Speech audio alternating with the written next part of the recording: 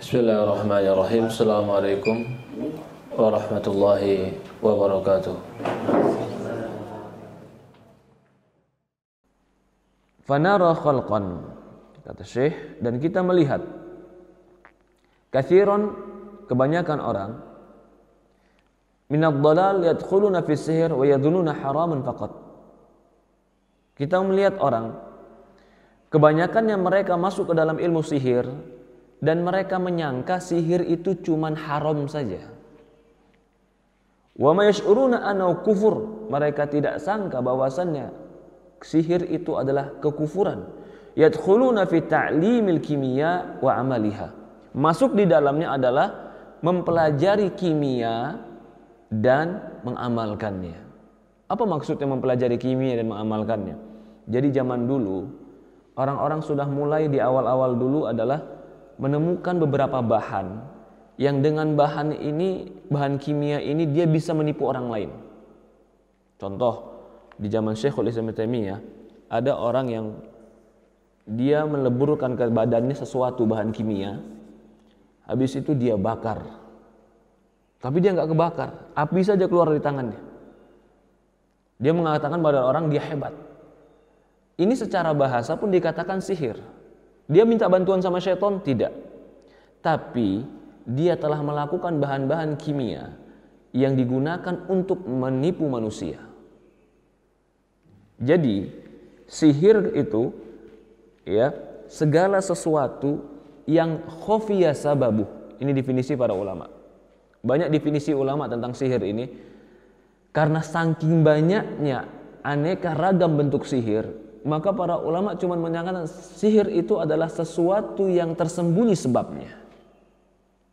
Apa-apa yang tersembunyi sebabnya dan manusia seolah-olah tidak tahu dan itu di luar kebiasaan, maka itu secara bahasa bisa dikatakan sihir.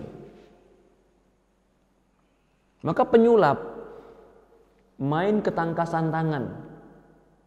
Dia sulap padahal memang ketangkasan tangan, bukan dari pertolongan jin. Itu secara bahasa sihir.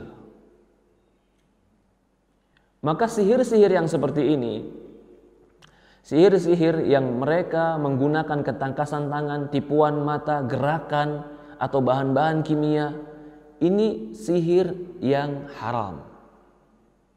Tidak sampai syirik. Tetapi kalau sampai sihir tadi meminta ritual dan pertolongan dengan jin, maka inilah sihir yang syirik. Dikatakan lagi di sini, wahiyya mahdhah sihir. Ini hanya sihir semata. Wa fi aqd rijal an zaujati wa wasihir. Ya, seorang laki-laki yang memelet wanita itu sihir. Wa fi mahabbati rajul lil mar'ah, agar seorang laki-laki mencintai wanita atau membencinya, ini sihir. Wa asbahu dzalik bi kalimati majhulah. Dan semisal dengan ini adalah kalimat-kalimat majhulah, kalimat-kalimat yang enggak dipahami maknanya. Aktsaru wa syirku wa dhalal, kebanyakannya jampe-jampe ini adalah syirik dan kesesatan. Ya. Itu hakikat sihir. Maka saya akan membacakan dari buku yang lain. Kita bahas dulu tentang sihir secara bahasa. Sihir secara bahasa adalah segala sesuatu yang tersembunyi sebabnya dan tidak diketahui. Itu secara bahasa. Maka waktu sahur dikatakan sahur, sama kalimatnya dengan sihir, sin, ha, dan ro, sahur. Kenapa waktu sahur dikatakan sahur? Karena di waktu itu orang masih bersembunyi.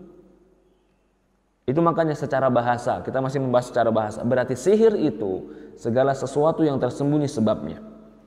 Ikhtilaf ulama dalam menjabarkan definisinya, dikarenakan terlalu banyak aneka ragam bentuk sihir tadi. Tetapi disebutkan ada dua definisi yang mencakup. Yang pertama definisi dari Imam Syafi'i dalam Kitabul Imam Syafi'i mengatakan as-sihru ismun jami' lima'ani mukhtalifah. Sihir itu adalah sebuah kata yang mencakup banyak ragam anekanya. Jadi banyak jenisnya. Berkata Imam Ibnu Qudamah,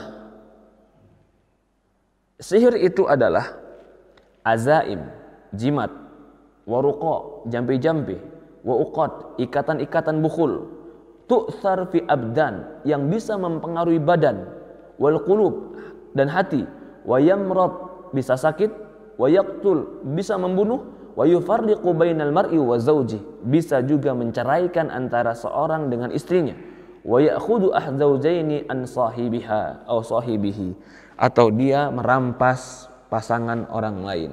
Ini bentuk-bentuk sihir. Dikatakan oleh para ulama, sihir itu mempunyai beberapa bentuk.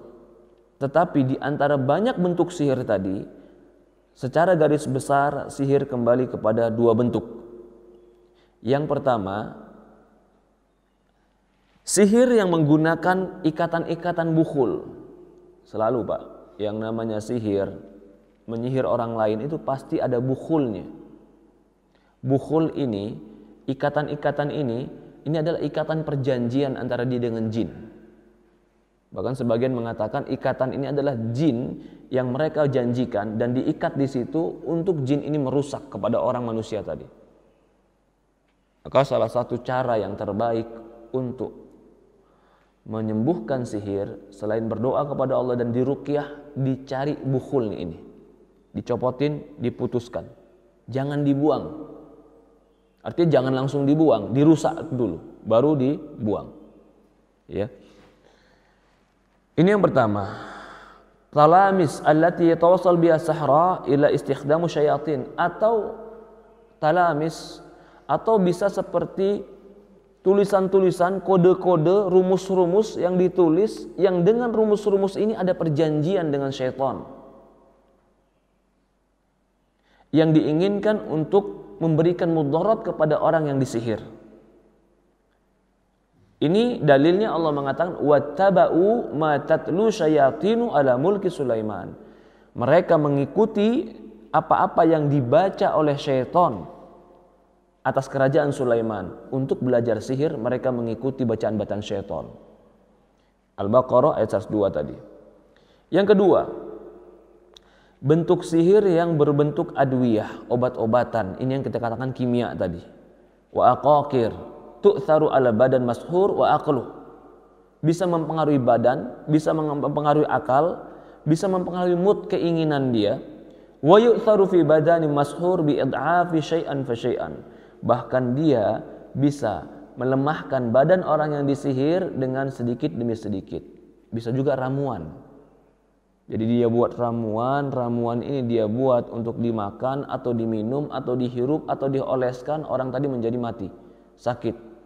Itu namanya juga termasuk sihir. Ya. Atau sampai gila. Wa yu'tharu fi tasawwurihi bi an yatakhayyal asya' ala khilaf ma huwa alaihi. Bahkan bisa jadi orang tadi dia membayangkan sesuatu, orang yang kena sihir tadi membayangkan sesuatu padahal dia tidak melakukan sesuatu. Ini bentuk daripada sihir tadi. Maka dikatakan, adapun bentuk sihir yang berupa obat-obatan, ramuan-ramuan tadi, ini bukan sihir yang kita inginkan di Quran tadi. Sihir yang di Quran tadi diinginkan adalah sihir yang menggunakan jin dan syaitan. Tetapi sihir yang menggunakan obat-obatan ini, bahan kimia ini dikatakan sihir juga karena majaz. Secara istilah itu pun sihir. Ya, Allahu a'lam. Jadi kalau kita sekarang membahas sihir itu syirik, maka langsung pahami yang diinginkan adalah sihir yang menggunakan bantuan-bantuan jin. Kalau bagaimana dengan sihir tadi Ustaz, bahan-bahan kimia? Sebagian ulama tetap mengatakan itu haram. Karena Allah menggambarkan dan Rasulullah mengabarkan di dalam hadis, tidak ada pengecualian dalam sihir. Semua bentuk sihir itu terlarang. Maka tidak boleh. Ada orang, Allahu a'lam, bagaimana cara mereka umpamanya sulap. Sulap itu antara sihir, tipuan tangan, atau teknik, atau juga ada sulap yang minta bantuan dengan jin dan syaitan. Maka semua bentuk ini Kalau dia minta bantuan jin dan syaitan, maka itu sihir secara bahasa dan istilah. Tapi kalau dia menggunakan sulapnya, kecepatan tangan, tipuan mata, gerakan, teknik-teknik yang manusia nggak tahu, atau bahan kimia yang manusia nggak tahu, maka itu pun sihir secara bahasa. Masuk dalam sihir. Walaupun dalam hukumnya berbeda. Yang pertama, hukumnya adalah syirik. Yang kedua, itu adalah tipuan. Dan tipuan termasuk perbuatan yang tidak diperbolehkan. Ya. Allahu a'lam. Kemudian kata Syekh lagi di sini. Oke. Apakah boleh bagi seseorang tidak mempercayai sihir? Ini banyak orang sekarang nggak percaya sihir. Bahkan dianggap kalau ada sihir dia bilang apa? Itu primitif, itu nggak modern, itu nggak logika. Kita Ahlus Sunnah wal Jamaah meyakini sihir itu ada. Tetapi kita meyakini bahwasannya tidak ada yang bisa memberikan mudarat kecuali Allah. Bahkan baginda Rasulullah SAW itu pernah disihir oleh orang Yahudi. Dan ini akidah Ahlussunnah wal Jamaah. Apa yang terjadi kepada Rasulullah SAW? Salah satu sihir Rasulullah SAW yang dilakukan orang Yahudi adalah mereka menyihir Rasulullah SAW sehingga Rasulullah SAW merasakan atau membayangkan telah melakukan sesuatu padahal dia tidak melakukannya. Dalam sebuah riwayat dikatakan seolah-olah Rasulullah SAW dibayangkan sedang mendatangi istrinya padahal dia tidak mendatangi istrinya. Ini dilakukan oleh orang Yahudi. Sehingga Jibril datang meruqyah Rasulullah SAW dan mengabarkan kepada Rasulullah SAW tentang bukhul. Ikatan-ikatan itu di mana diletakkan. Ternyata diletakkan di sisir, yang di sisir itu ada rambut Rasulullah SAW. Berarti di sini dalil bahwasannya salah satu media orang untuk mensihir orang lain adalah barang yang biasa dan ada pada orang yang ingin disihir. Termasuk rambut, termasuk foto. Yang paling lengkap dengan dia, maka itu yang paling identik dengan orang dengan orang yang ingin disihir, maka itu yang paling cepat untuk bisa membuat sihir. Termasuk diantaranya rambut. Rambut itu salah satu alat yang bisa digunakan untuk mensihir. Dan Rasulullah SAW ketika itu ada di sisir yang diletakkan dan dibuang, dicampakkan di sumur yang sudah tidak terpakai. Sehingga disuruh cari di situ, didapati, akhirnya digunting, dihancurkan, dan Allah Subhanahu wa taala sembuhkan baginda Rasulullah sallallahu alaihi wa alihi wasallam. Kemudian ya, di sini dibahas juga masalah di antara khilaf Ahlussunnah dan Mu'tazilah dan orang-orang yang sesuai dengan Mu'tazilah.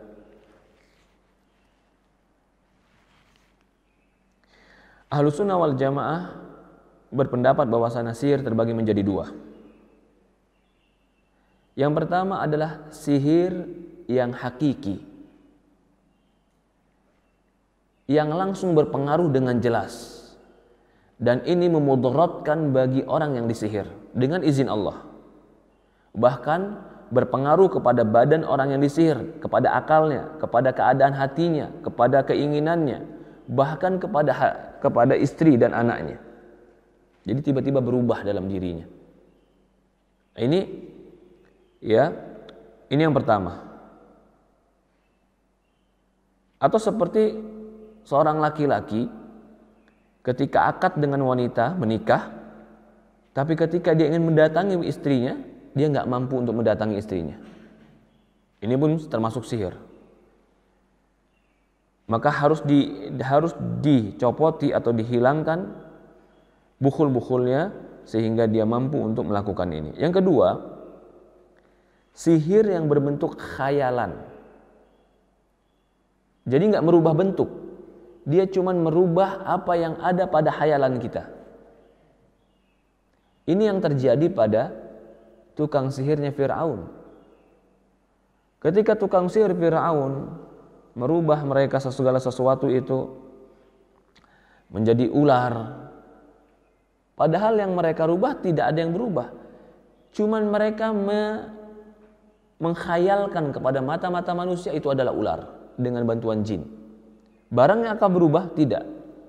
Maka itu ketika Musa alaihissalam melemparkan tongkat, lalu tongkat tadi berubah betul-betul jadi ular, mereka langsung sujud dan beriman kepada Tuhannya Musa.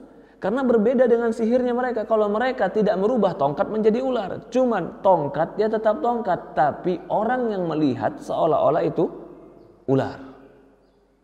Adapun Musa alaihissalam, Allah jadikan, perintahkan tongkatnya dilempar, maka tongkatnya langsung berubah menjadi ular dan memakan tongkat-tongkat mereka semua. Akhir kisahnya kan ini tukang sihirnya semua beriman kepada Musa alaihissalam. Karena mereka kagum, ini bukan sihir, ini memang betul-betul berubah, tongkat berubah menjadi ular. Kalau mereka hanya merubah khayalan tadi, dan ini pun terjadi. Ya.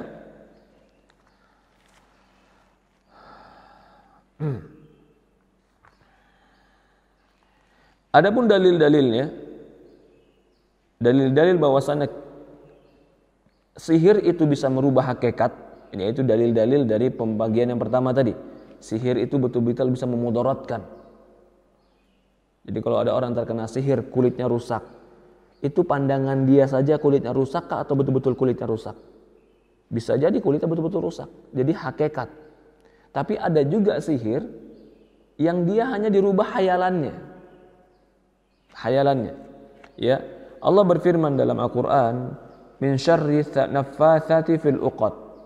Min syarri naffatsati fil uqad. Dari kejahatan dan kejelekan orang-orang naffats. Naffats itu yang meniupkan. Fil uqad. Fil uqad itu ikatan-ikatan, bukhul-bukhul tadi. Dan ini sudah Allah kabarkan bahwasannya salah satu cara mereka adalah ritual itu selalu ada bukhul yang diikat, yang terikat, dan mereka tiupkan bukhul itu. Juga dalam firman Allah Subhanahu wa taala, yu'allimuna an-nasa sihra, mereka mengajari manusia itu tentang sihir. Berarti sihir itu betul-betul ada.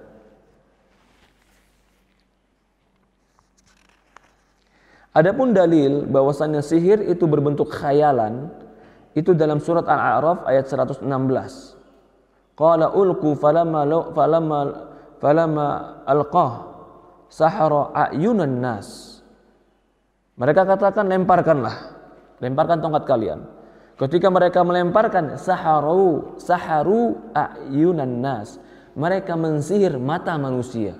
Artinya bukan tongkatnya yang berubah, tapi pandangan manusia yang berubah. Fa idza hibaluhum wa isiyuhum yukhayyilu ilaihi min sihrihim. Jelas dalam surat Thaha ayat 66 Allah mengatakan yukhayyalu ilaihi min sihrihim. Mereka menghayalkan di mata-mata manusia tentang sihir mereka. Jadi cuma khayalan manusia yang berubah, bukan hakikat yang berubah. Dan ini juga disepakati oleh para ulama, ya. Dan banyak para ulama mengatakan sihir itu adalah hakikat dan betul-betul bisa terjadi. Disenukilkan di sini beberapa perkataan-perkataan para ulama yang membahas tentang ini. Lalu pembahasan di sini, apakah mampu seorang penyihir itu merubah bentuk sesuatu seperti manusia dia rubah menjadi keledai atau sebaliknya? Ataukah perubahan-perubahan itu hanya khayalan? Ya. Maka para ulama mengatakan tidak ada sihir ma yaf'alullah indahu inzalul jarad wa qumal wa safadi wa qala bihar. Ya, tidak ada sihir yang bisa merubah kecuali Allah Subhanahu wa taala. Jadi kalau seandainya berubah, apapun yang mereka lakukan itu adalah cuman merubah khayalan manusia. Dikata Syekh di sini, wa haddu sahir qatlu li'annahu kufur billah au madhari'il kufur. Kalau begitu, kalau semua bentuk sihir tadi ini adalah bentuk kesyirikan, bahkan ritual-ritualnya adalah ritual-ritual kesyirikan, bagaimana hukum Islam menghadapi dukun? Bagaimana hukum Islam tentang dukun? Karena hampir semua, bahkan kata Syekh di sini, semua bentuk sihir pasti mengantarkan kepada kesyirikan. Karena nggak mungkin jin itu mau tunduk dan patuh kecuali pasti ada yang diberikan, atau paling tidak harus ada yang dikorbankan, atau paling tidak harus ada yang disembelih. Ketika menyembelih sesuatu bukan untuk Allah Subhanahu wa taala, maka itulah kesyirikan. Banyak Pak bentuk-bentuk ritual yang semua bentuk kesyirikan. Ada yang harus menulis Quran, tapi catatannya Quran, baca ayat-ayat Quran harus ditulis dengan darah haid. Ada ini. Karena bukan tujuan Qurannya, tujuannya menghinakan Quran. Bukankah darah haid itu najis? Mereka suruh itu tulis dan mereka lakukan. Ada lagi ya yang mereka itu membuat sihir dengan metode talamis atau metode-metode tamaim, rumus-rumus tulisan-tulisan. Yang tulisan-tulisan ini yang tidak mengerti maknanya kecuali penulisnya. Bahkan penulisnya pun tidak tahu kecuali wahyu dari syaitan. Coba saja Pak, kita suka lihat nih tulisan H. Pernah lihat nih? Sekarang udah jadi gantungan, jadi di songkok, jadi di mobil, stiker-stiker H. Setelah itu ada ya tarim di bawahnya. Di atasnya itu angka-angka 115 pakai bahasa Arab atau angka-angka tertentu. Tahukah apa ini? Gak ada yang tahu. Ternyata ketika dibaca itu ternyata kode. Kode ya tarim, atau di bawahnya juga ya Mustafa, nomor-nomor. Ternyata nomor-nomor ini adalah kode-kode orang-orang yang dianggap soleh dan mereka menjadikan itu tawasul, perantara. Dan mereka kebanyakan nggak tahu apa maknanya ini semua. Lah seperti itulah nanti bentuk-bentuk sihir. Mereka jadikan kode-kode yang nggak dipahami.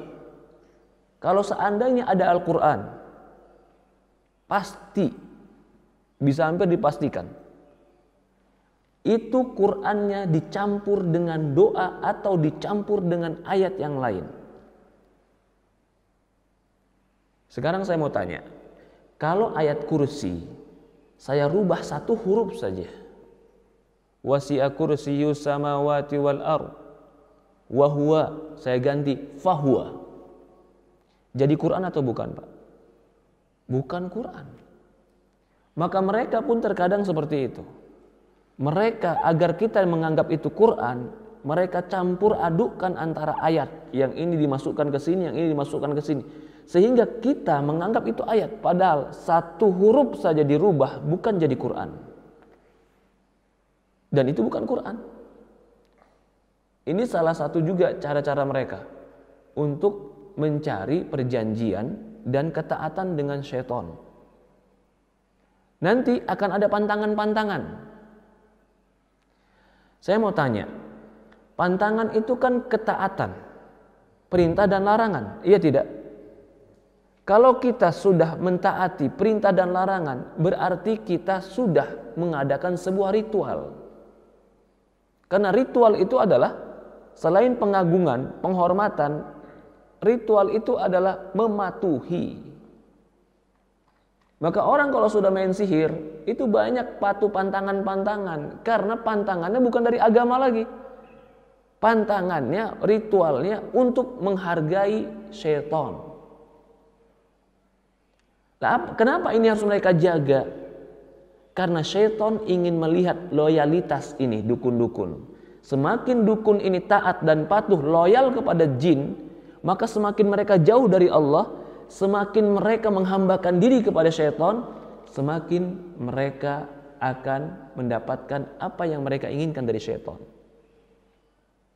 Jadi gini aja lah. Kan jin sama kita mungkin saja saya suruh, jin kamu pergi bunuh dia. Hukum asalnya nggak bisa kalau tanpa izin Allah. Seandainya bisa, jin itu telah melakukan sesuatu yang sangat berat bagi dia. Nggak gampang bagi dia melakukan itu. Apakah jin langsung mau melakukannya? Apa faedah buat dia? Maka dia katakan jin, kalau mau ritual. Apa ritualnya? Ya semua jin punya perjanjian masing-masing. Nah, perjanjian ini adalah dari mulai yang paling kecil sampai yang paling besar, intinya satu, ingin menampakkan ketaatan dan loyalitas. Semakin besar pengorbanannya, semakin nampak ketaatan dan loyalitasnya, maka semakin besar jin bisa melakukannya. Dari itu, semua dukun pasti ada ritual. Ritual itulah kesyirikan, karena menghambakan diri bukan untuk Allah Subhanahu wa ta'ala. Kalau mereka bilang, kita bilang, enggak Ustaz, saya perginya ke Pak Kiai Ustaz. Saya pergi ke Pak Kiai Ustaz. Gimana Pak Kiai syirik Ustaz? Orang pakai songkok sama kayak Ustaz. Subhanallah. Kalau kita ketemu Pak Kiai, enggak, ini ilmunya Nabi Sulaiman. Sulaiman kan bisa ngatur jin. Kita juga bisa ngatur jin. Ya subhanallah, tertipu. Ketika di zaman Rasulullah SAW ada jin yang mengganggu, Rasulullah SAW ikat jin itu di tiang masjid. Rasulullah SAW ingin anak-anak Madinah, anak-anak kecil mempermainkan jin ini agar jin ini kapok. Tapi Nabi Muhammad apa? Kalau bukan karena doa Nabi Sulaiman, aku sudah lakukan itu. Apa doa Nabi Sulaiman? Nabi Sulaiman berdoa kepada Allah di Quran, ya Allah, jangan kau berikan kerajaan ini kecuali hanya untukku. Kerajaan apa itu? Bisa mengatur jin. Maka Nabi Muhammad SAW ketika itu tidak mau, karena itu sudah doanya Nabi Sulaiman. Allah hanya memberikan kekuasaan raja jin, mengatur jin, itu adalah kepada Sulaiman alaihissalam. Kalau mereka tetap berkekeh, enggak, saya juga bisa ngatur jin. Apa buktinya? Buktinya mau saya suruh. Sebagaimana Nabi Sulaiman bisa menyuruh jin. Kita bilang, Nabi Sulaiman memerintahkan jin tanpa ada tumbal, tanpa ada ritual, tanpa ada pengorbanan, tanpa ada penyembelihan. Nabi Sulaiman ketika memerintahkan jin, jin itu takut walaupun dia berdiri. Nabi Sulaiman berdiri, jin tetap mengerjakan apa yang dikerjakan oleh perintahkan Nabi Sulaiman. Padahal Nabi Sulaiman sudah meninggal. Sampai jatuh, tongkatnya dimakan oleh rayap, dia jatuh. Baru jin tahu Sulaiman meninggal. Berarti jin melakukan karena takut. Kalau orang sekarang, dikasih dulu kembang, dikasih dulu rokok. Gak mau rokok, kasih kopi. Kurang kopi, kasih ayam. Kurang ayam kasih apa lagi? Bila perlu anak jadi tumbal. Mata anak jadi tumbal. Kita dengar nggak kemarin? Mata anak jadi tumbal. Siapa yang minta? Jin. Supaya jin mau mengerjakannya. Bukankah mengorbankan sesuatu makhluk untuk makhluk itu kesyirikan? Kita pernah dengar hadis. Orang yang lewat kepada satu kampung cuman diperintahkan menyembelih lalat. Berapa harga lalat? Bukan masalah lalatnya, masalahnya adalah pengagungan, ketaatan, ritual dan pengorbanan. Pengorbanan ini adalah ibadah.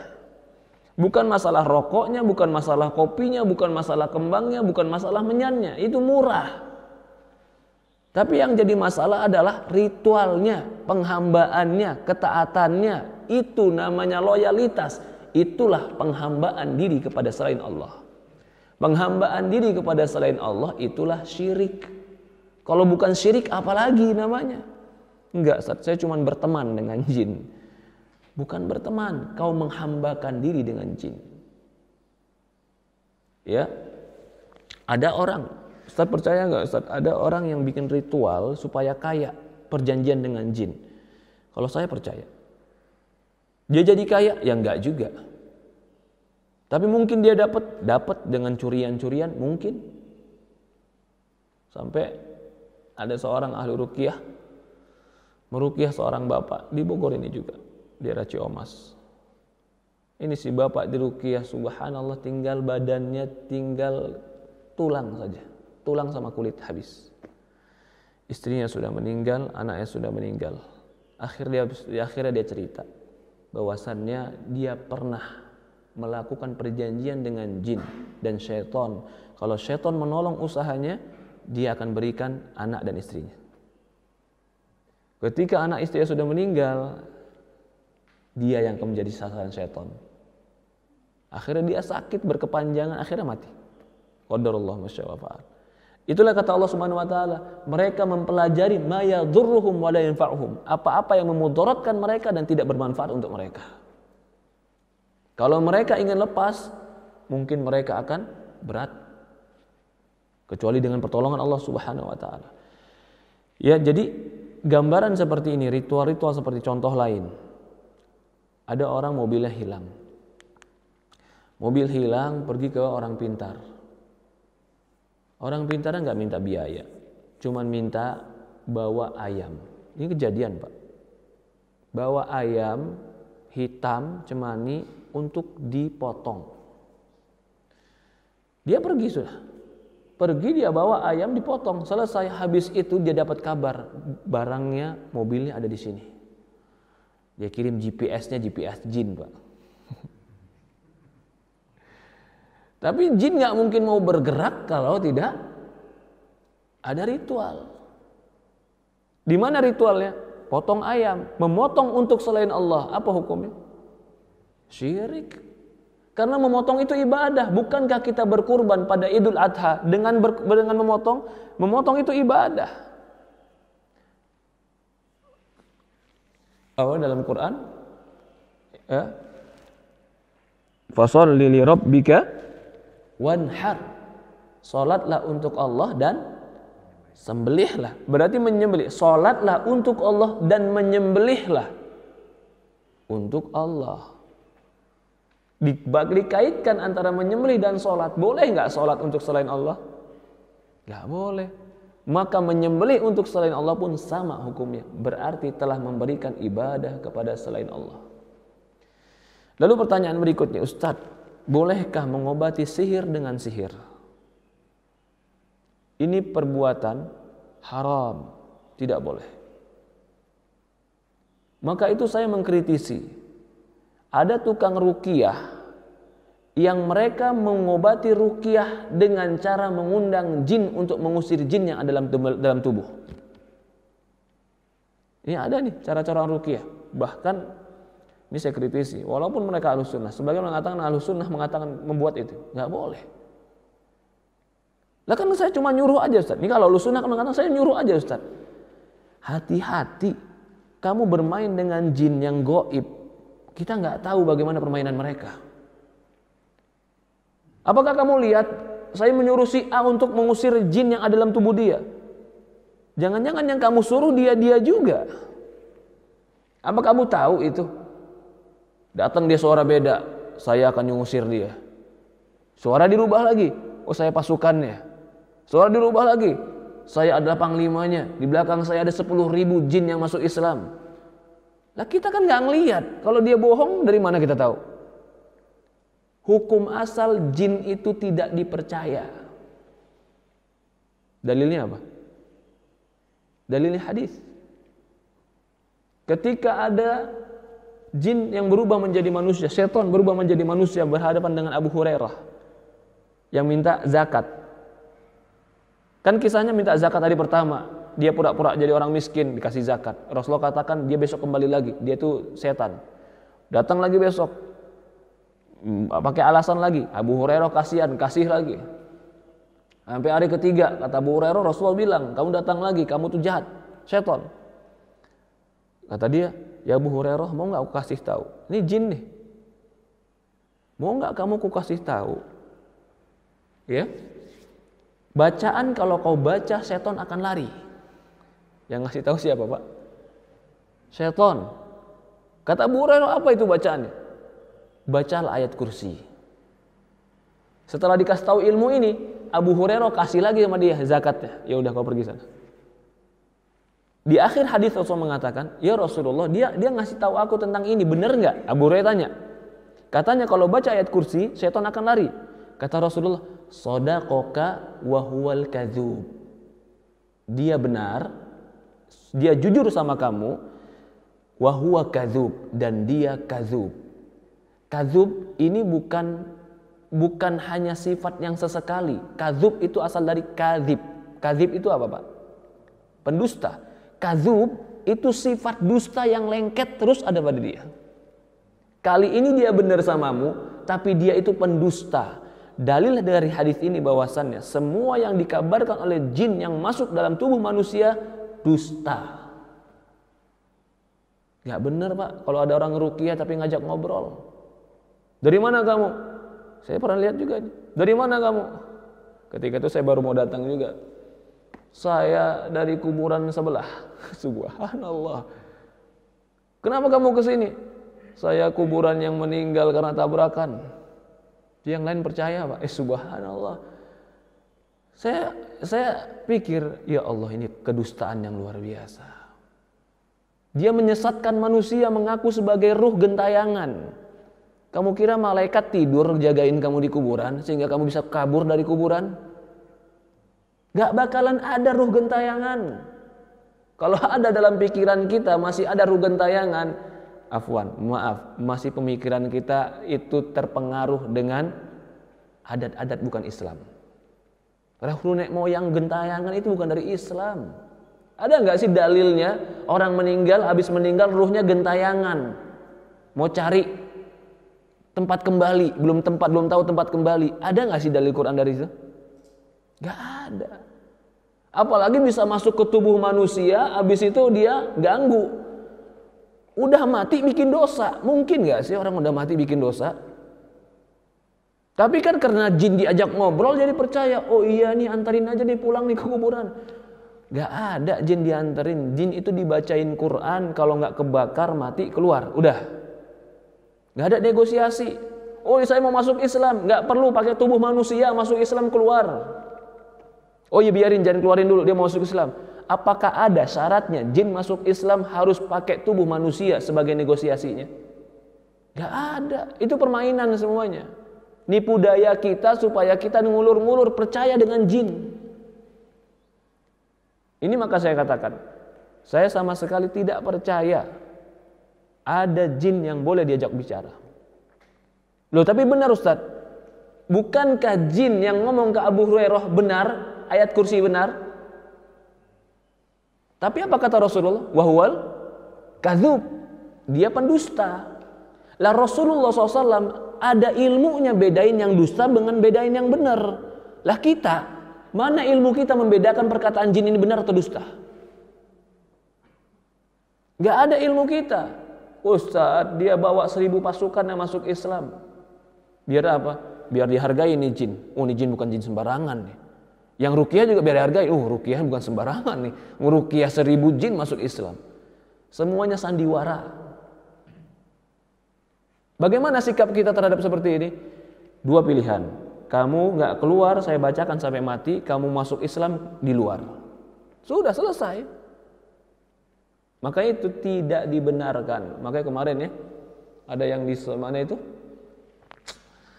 Yang di daerah Jawa Timur, ibu-ibu tukang ruqyah banyak ngobrol sama jin. Akhirnya dia dianggap orang miring, dia dianggap orang gila. Kenapa? Karena terlalu banyak percaya dengan omongan jin yang diajak bicara sama dia. Bisa jadi itu semua jin-jin bukan keluar tapi sedang mempermainkan dia. Seolah-olah drama keluar suara baru. Ya kan kita nggak bisa melihatnya semua. Maka itu Jangan bermain dengan sihir, jangan bermain dengan gaib. Berat. Disebutkan para ulama membuat sebuah pembahasan. Ibnu Taimiyah membuat sebuah pembahasan, bagaimana hukum meminta tolong dengan jin. Walaupun kesimpulannya tidak mutlak syirik. Betul.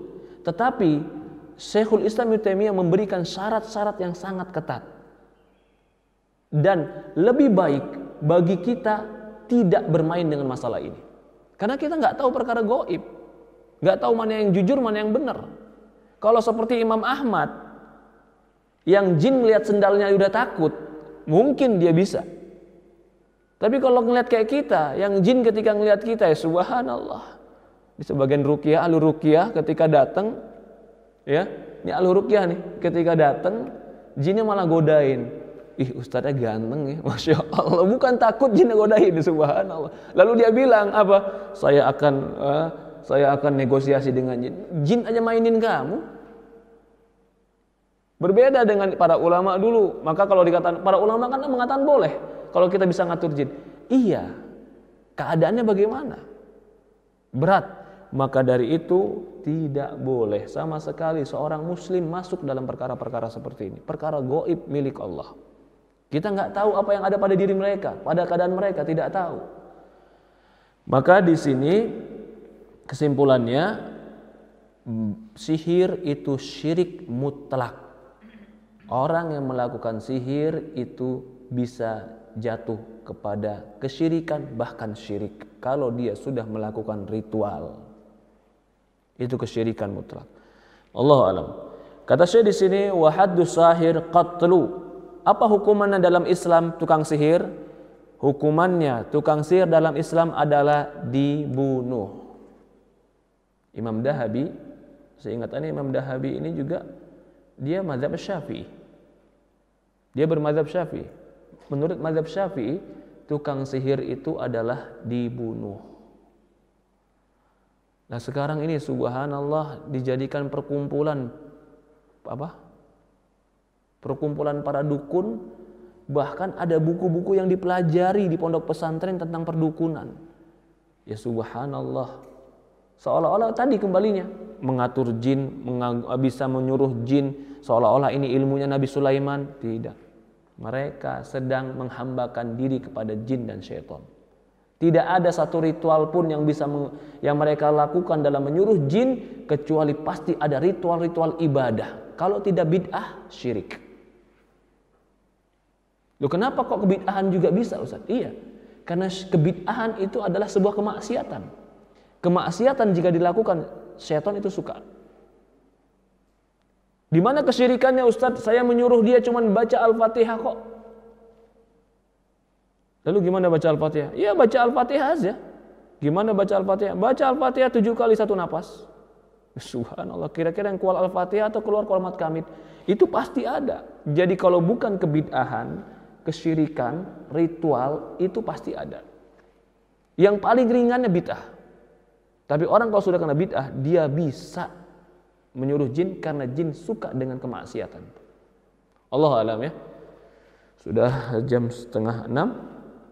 Insyaallah kita lanjutkan di pertemuan akan datang. Kita bawakan pendapat para ulama apa dan bagaimana hukum Islam tentang orang yang tukang sihir. Tadi kita sudah berikan sedikit kisi-kisi. Menurut Imam Dahabi, al-qatlu, dibunuh. Apa dalilnya dan bagaimana menurut para sahabat? Nanti kita bahas di pertemuan akan datang tentang menurut para sahabat dan ulama-ulama selainnya tentang sihir dan perdukunan. Allahu a'lam. Ada pertanyaan? Tafadhol, dipersilahkan.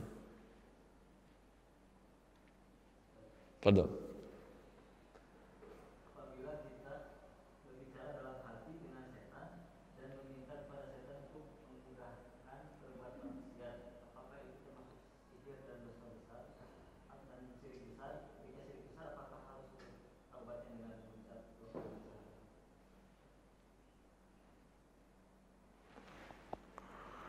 Jika dia berbicara dalam hati dengan syaitan, lalu dia minta kepada syaitan di dalam hati, mudahkan saya untuk maksiat.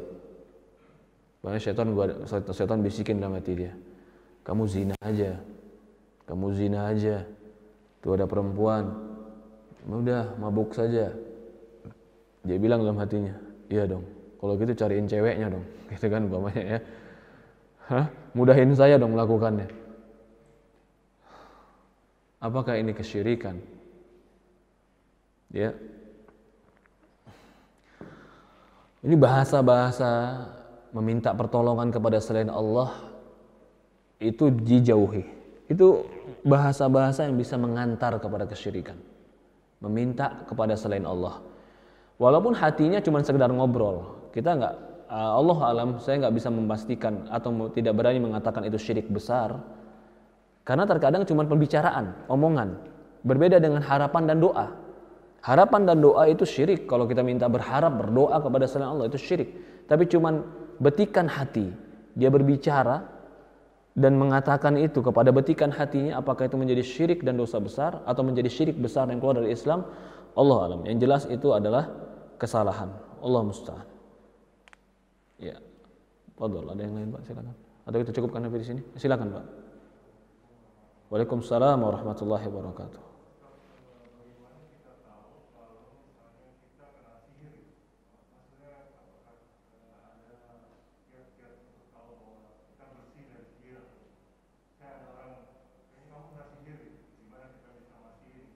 Iya. Tentu yang pertama adalah yang namanya penyakit, hukum asalnya adalah ada sebab dan akibat. Kita harus berpikir seperti itu. Sebab dan akibatnya itu biasanya medis, dan ini yang seringnya. Maka ketika kita mendapatkan penyakit, maka kita berpikir dulu adalah pikiran secara medis. Kenapa saya sakit? Periksa medis dulu. Kalau di dalam keadaan medis nggak ketahuan penyakitnya dan nggak tahu penyakit apa, bahkan tidak terdeteksi penyakitnya, dia boleh mendeteksinya dengan Quran. Jadi bagaimana cara kita tahu itu sihir atau tidak? Ya tentu salah satunya adalah tadi sesuatu yang keluar dari kebiasaan dan tidak bisa diketahui secara nalar dan medis, lalu dideteksi dengan Quran. Boleh dibaca tadi surat Al-Baqarah ayat 102. Al-Baqarah ayat 102 ini salah satu ayat. Jadi orang itu kan kalau sakit diruqyah macam-macam. Kita pengen tahu nih, dia ruqyah sakit kenapa? Apa karena kesurupan aja atau memang karena disihir orang? Nah, biasanya para ahli ruqyah itu memilih ayat-ayat sihir. Kalau ayat-ayat sihir yang dibaca, dia berdampak yang lebih keras. Itu indikasi. Indikasi bahwasannya dia sihir. Ayat-ayat sihir itu tentang apa? Kisah Nabi Musa alaihissalam tadi, yang ketika melemparkan tongkat itu dibacakan, ya. Atau kisah tadi Sulaiman di ayat 102 di Al-Baqarah dibacakan. Atau Qul a'udzu birabbil falaq. Tentu sebelumnya bacakan Al-Fatihah. Kalau memang ayat-ayat sihir yang lebih berdampak kepada dia, ini indikasi bahwasannya ini sihir. Seperti itu. Setelah kita lihat secara medis atau secara pengobatan-pengobatan yang harusnya kita lihat seperti itu. Jadi melihatnya seperti itu. Allah alam. Ya silakan. Assalamualaikum.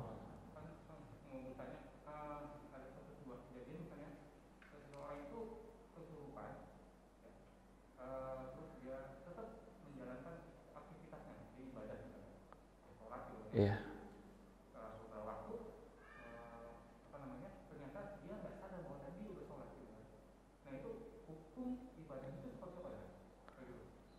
Kalau dia kesurupan, hilang akal, dia nggak sadar apa yang dia lakukan, maka ibadahnya tidak sah karena dia tidak punya niat.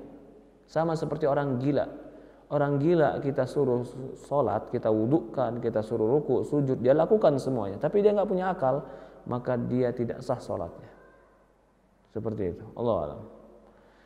Jadi kalau orang kesurupan yang betul-betul tidak ingat, lalu dia kesurupan yang umpamanya zuhur, dia baru sembuhnya asar, kesurupan jam 11 siang baru sembuhnya asar, Allah alam boleh dijamak sholatnya ketika dia sembuh. Iya, menjamak sholatnya seperti itu. Jadi dikiaskan dengan orang pingsan Pak, yang hilang akal. Allah alam. Ada lagi yang lain? Ya, tidak ada ya, kita cukupkan. Kurang lebih mohon maaf. Subhanakallahumma wa bihamdihi, subhanallah, la ilaha illa anta.